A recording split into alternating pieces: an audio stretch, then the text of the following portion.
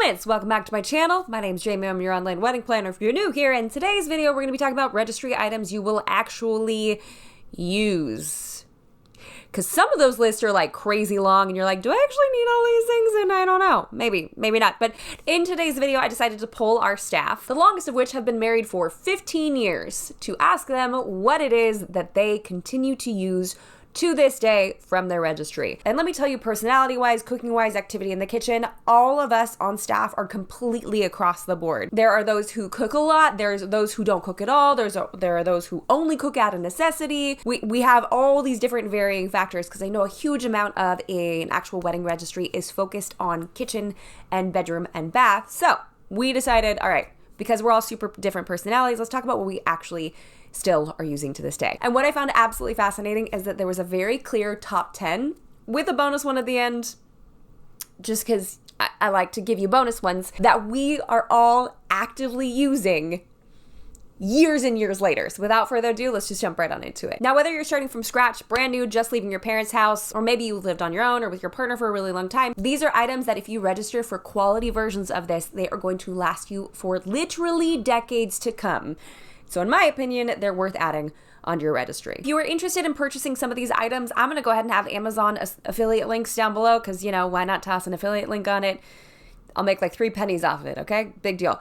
But in case you want to add to an Amazon registry or purchase these for yourselves, but most of you I know are going to be working with a lot of different registry companies, so me linking things may or may not actually be helpful. For the most part, I'm just going to be speaking in generalities unless I have a name brand that I've personally used and know and love. Item number 1 would be serving utensils and kitchen utensils. I'm talking a slotted spoon. I'm talking a serving spoon. I'm talking that big giant fork that no one knows what it's used for until it comes time to carve a turkey and you wish you had one of those. Is this a big, vague generality to cover a lot of things?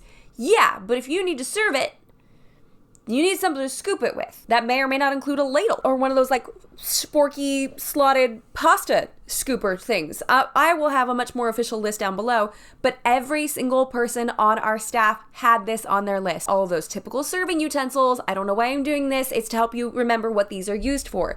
Those are all things that we all registered for and we're all still using to this day. Item number 2, casserole dishes. I don't care if you don't make casseroles, but a good 9x13 is going to be an excellent home for some brownies, okay? Or let's just say you want to roast some vegetables down the road somewhere along the lines. That's going to come in handy. Or, you know, enchiladas. There's a ton of different things that you can put into casserole dishes. This doesn't necessarily mean that you're going to be going around to all of your sickly neighbors bringing them a get better soon lasagna. But what it does mean is it provides you a vessel to cook or bake a myriad of things in, from sweets to savory. All of us have casserole dishes on our list. Now, I personally love 2 brands. That would be Pyrex and Anchor Hocking. I'm actually really starting to lean into Anchor Hocking these last few years, but that's obviously not one that I had when we first got married. I also spend a ton of time in the kitchen. I super love it. Like, we're really leaning into homesteading over here. So like, we are in the kitchen all the time. All the time. We have breakfast, lunch, dinner here all the time. So like, I am super into having high quality kitchen items. So I'm gonna have a slight bias on this too. But it does help for the others on staff that are like, yeah, we don't cook, to still have these items on their list. Item number 3, toaster and or toaster oven. You'll need a toaster. I lump these 2 together because they both have the word toaster in it, but they obviously can serve like 2 very different functions. I personally, for years, have been a huge fan of a toaster oven, but my husband made me get rid of ours because it took up too much counter space.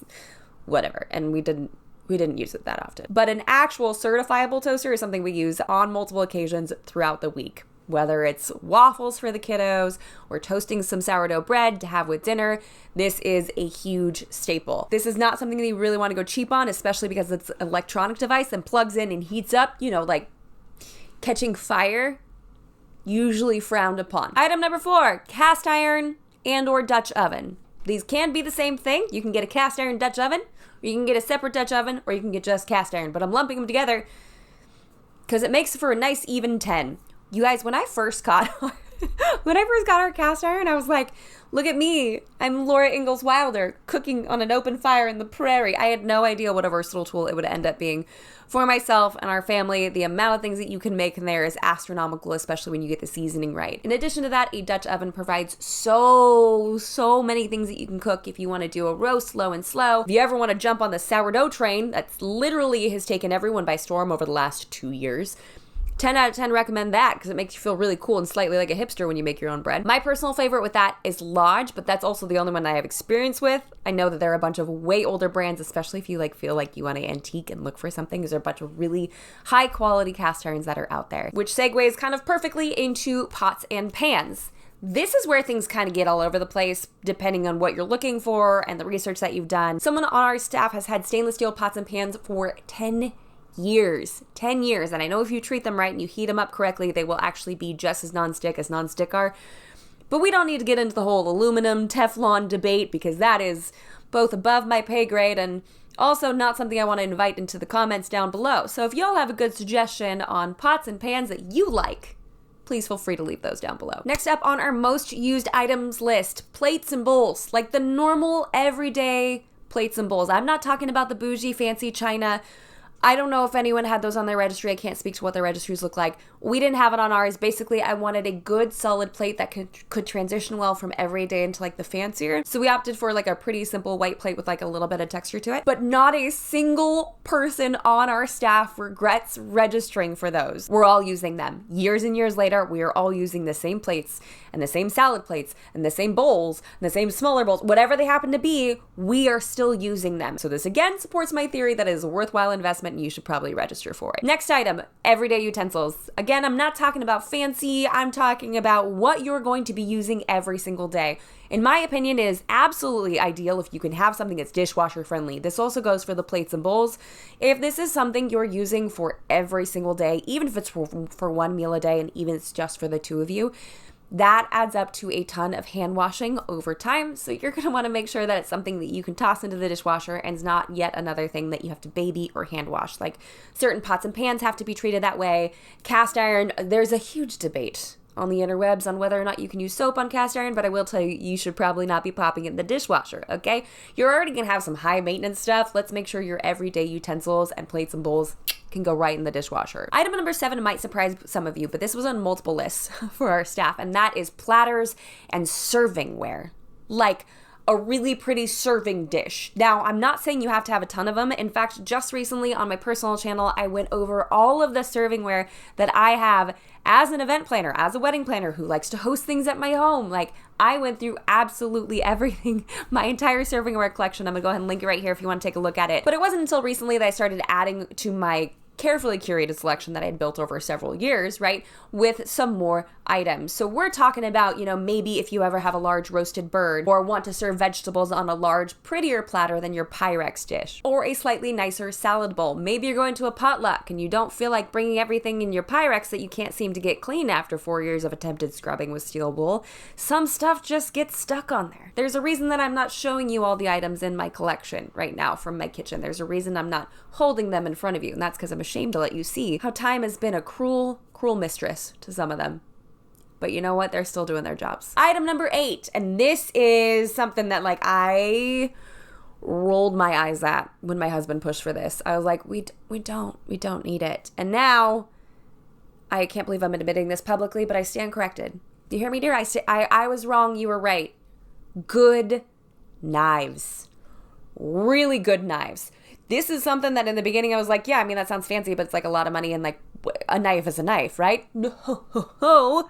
Not only has my husband bludgeoned me with a bunch of research about why a good knife is a good knife, but now in my personal experience, after years of using this same exact set, I can tell you with full assurity, I am extremely grateful that we got an incredible set of J.R. Henkel's knives. That's what we personally use. And it's not like we got the fanciest version that they offer, but we most assuredly did not go with the $19.99 knife block set that you get just to kind of check off the list and make sure you have actual knives in your home. This was a splurge we absolutely do not regret. Item number 9, nice towels and sheets.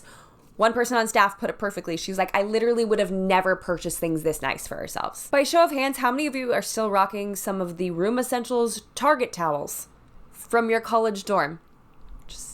You don't have to actually raise them in the comments, but I know you're out there. I know a lot of you have been clinging onto these towels for what feels like the better part of a decade, and it's time to let go. Let's not enter into marital bliss with scratchy towels. This is a time to add something a little bit nicer onto your registry for something like this. I personally have been eyeballing Lumia for a while for towels, especially because they've got like some super dreamy Turkish towels. And I love Turkish towels, and I haven't bought anything from Lumia yet, but they're so pretty. The other linen item that the entire staff was raving about was good sheets, like really good sheets. One of the gals said they literally used them until they wore out. We are going to use these sheets until they are positively threadbare, okay? And I honestly completely agree. How many of you have purchased sheets just to get the job done and it's like super scratchy and you're like, this is absolutely dreadful. What was I thinking? It's worth investing in some good sheets. That's something you're going to want to have on your registry. And the last item, literally no one else had this on their list. I was the only person to have it, okay? But it is something that I see commonly on a lot of registries, and I figured it would be a good idea to toss in here. And that is a stand-up mixer. When I first got it, I was like, I got it because I'm supposed to have it. My husband's cousin got it for us, and I was like, boom, check it off the list. Totally great. I registered for a red one because I love the color red. And then truly, it sat unused for years. Like, I would bust it out if my baker cousin came over and we wanted to make something together. But I didn't use it for a long time. And now I am using it all the time. Could it be because we're doing more homesteading things? Yeah, possibly.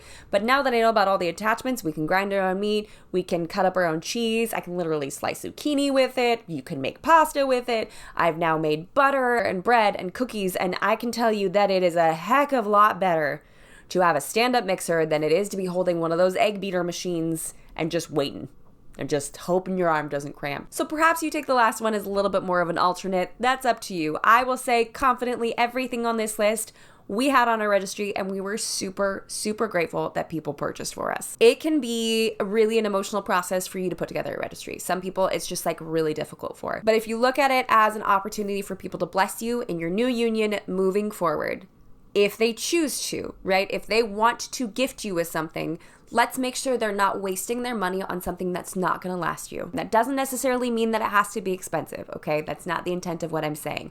But let's make intentional choices with what you're putting on your registry to make sure it's something that will stand the test of time and something you will actually use. And if you've gotten to the end of this video and you're like, Jamie, I literally already have all those things, congratulations. I wish I had something new for you. But I do know that a lot of people have been adults for a while and like lived on their own or like had a kitchen for a minute and may not need any of these things. In my personal opinion, this is a great opportunity to have people put money towards a honeymoon fund. My personal favorite is Honey Fund. That's the one that we used for our wedding. I'm going to go ahead and link it right up here if you guys want to check them out. They have a lot of really supportive and helpful literature to help you figure out how to get the most out of this and also communicate really effectively with your guests of your intent and what that's supposed to look like. So if none of this was helpful, hopefully that'll be your big takeaway. I do have a list on my Amazon storefront of registry must-haves. They're all of the things that I use in my kitchen quite often. I know I am a little bit more of an avid chef cooker person, but if you are interested in checking that out, I will leave that link down below. That's what we have for this week's video, guys. Thank you so much for stopping by. What is something that either A, you are super excited about on your registry, or B, if you've been married for a minute, that you find yourself consistently using and you know was definitely worth putting on your registry? Let me know in the comments below. Who knows, maybe you can help somebody else out. If you like the video, be sure to jump on down there, hit that like button, and subscribe to this channel for more tips and tricks for the modern day bride. And until next week, bye guys!